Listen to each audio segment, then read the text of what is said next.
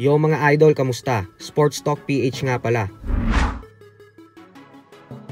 Ang banat ni Casimero, pag-usapan natin yan mga idol. Ngunit bago ang lahat ay huwag kakalimutang mag-subscribe at i-click ang notification bell button for more sports talk.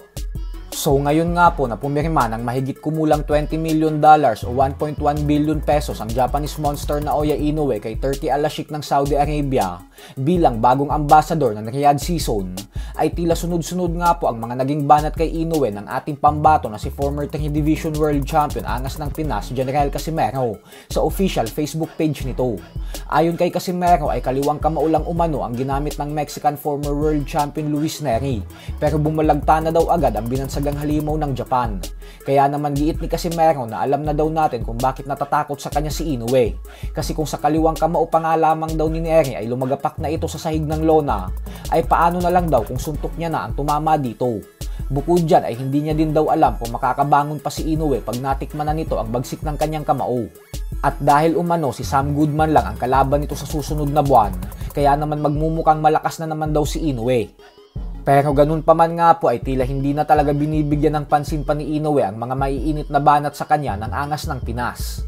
Ang huling sinabi lang ni Inoue patungkol kay Casimero ay hindi na daw mangyayari ang kanilang laban kailanman. Gawa ng mismong ang kanyang manager na daw na si Mr. Ohashi ang nagsabi na wala na si Casimero sa listahan nila nang dahil sa pag-overweight nito sa huling laban niya kontra kay Saul Sanchez.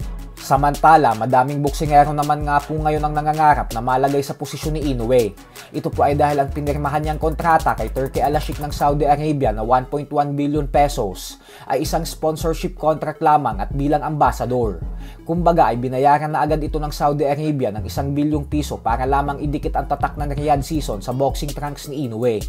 Hindi pa po kasama sa 1 billion na binayad sa kanya yung usaping laban or fight contract. Asahan po natin na kung lalaban si Inoue sa ilalim ng Riyadh Season, ay doble pa dyan ang ibabayad sa kanya. Kaya naman walang duda na tiba-tiba talaga ngayon si Inoue sa limpak-limpak na salapi. Sa kabilang banda naman mga idol ay nabaklasan nga po ng titulo ang current undefeated IBF Super Flyweight World Champion Fernando Daniel Martinez nang dahil sa desisyon nitong makipag-rematch sa Japanese former 4 Division World Champion Kazuto Ioka kaysa depensahan ang kanyang titulo sa mandatory challenger niya.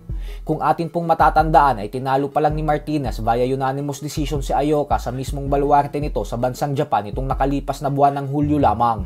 Subalit mukhang sobrang laki talaga ng bayaran sa Japan, dahilan kung bakit sinakripisyo ni Martinez ang kanyang titulo para lamang labanan ulit si Ioka sa kabila ng tinalo niya na ito ng impresibo.